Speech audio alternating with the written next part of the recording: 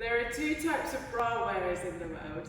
There are those that put their bra on at the front and then will do it up at the back. And there are those who will do it up at the front and twizzle it round to the back. Now the majority of the people who have their bras twizzled round will say that it's because they don't have the shoulder flexibility to be able to put it on. So here's Lynda with a few exercises to improve that shoulder flexibility. As you can see on my left arm, I can reach very high up my back to in between the scapula, but my right arm is really only reaching to about waist level. So here we have supination, pronation, good posture. Shoulder blades are pointing up towards the ceiling, and we are going to gradually increase the size of the movement. So that's internal, external rotation at the shoulders, working into that rotator cuff, and then single arm, palm down as you close, palm up as you open. So getting that range of movement, keeping that body fairly still, fairly straight whilst you're doing this.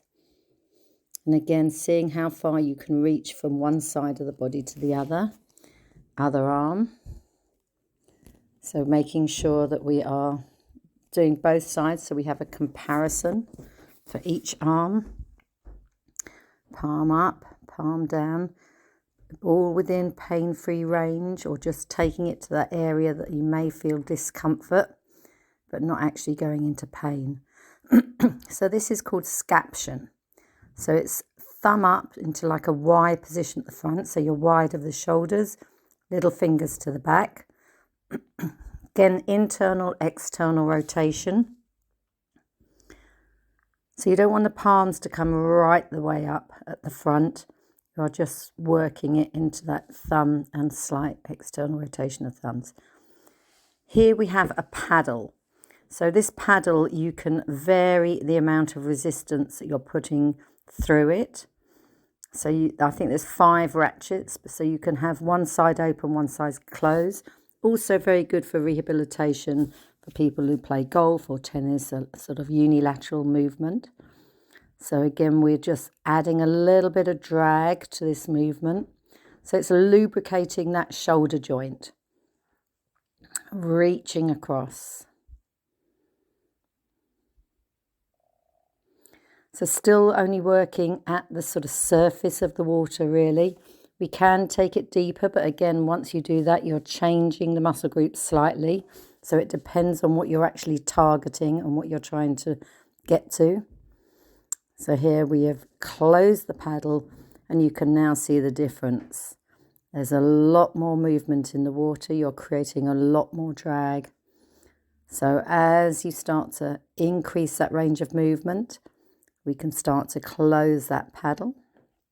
And again, you can take it deeper, and then you can also take it so that it's actually the full surface area against the water. So here you can see that I've got it at a slight angle, so not quite as resistive, but you can have it flat onto the water, so it's absolutely vertical. So much, you can see here now I've changed the angle slightly. So again, a much sort of deeper and harder drag for this. So you then can take it behind the back. So the paddle goes up the wrist, up the forearm to keep that stable. So here we're sort of opening up through the anterior aspect of the shoulder. And then if you struggle, you can also use a pole. So this is quite a nice one. This can be done out of the water as well as in the water. So just moving the pole from side to side.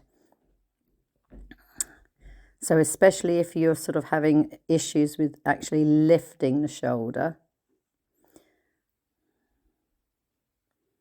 So you can see here that my left side is a lot more difficult to move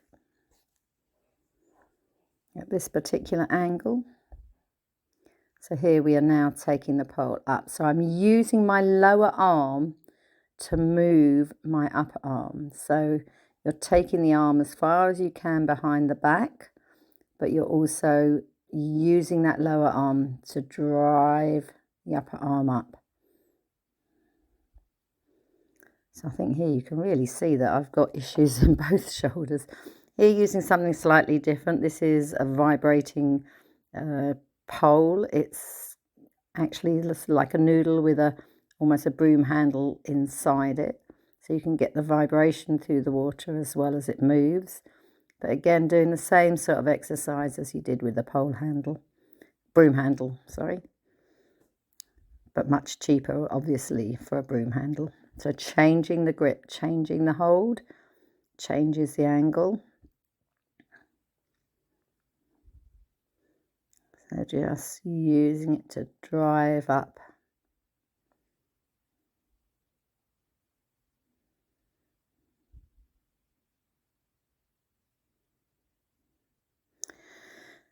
So here we've got a dumbbell. So this is very buoyant. So it's a real effort to pull down. So working on the lats, pulling down again, because you're using the pole or the dumbbell in front of you and with both hands, you actually are assisting if you have limited range of movement. So you can drive it through the water the same as we did with the broom handle. This is anteriorly done. Just make sure that you're not sort of collapsing into your legs as well. And then we can use it sort of like a rowing action. Again, increasing that range of movement all the time. Mobilizing that joint. Every angle conceivable that your shoulder can move in, you want to actually target. Not just going flexion, extension, abduction, adduction. You do want that internal, external rotation as well. So pushing it down, squeezing those rhomboids. You can then extend with control. If you're unable to do this and control the movement, then don't. Again, bringing it down, hand grip changed. Opening up that anterior part of the shoulder. So opening up the chest. Don't allow the shoulders to come up to your ears. So a nice space between the ears and the shoulders. Now a wider grip. If that narrow grip is a little bit difficult, we can just take our hands to the end. Wider grip.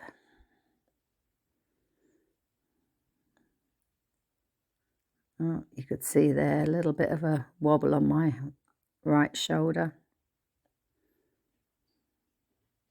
So it's not wanting to actually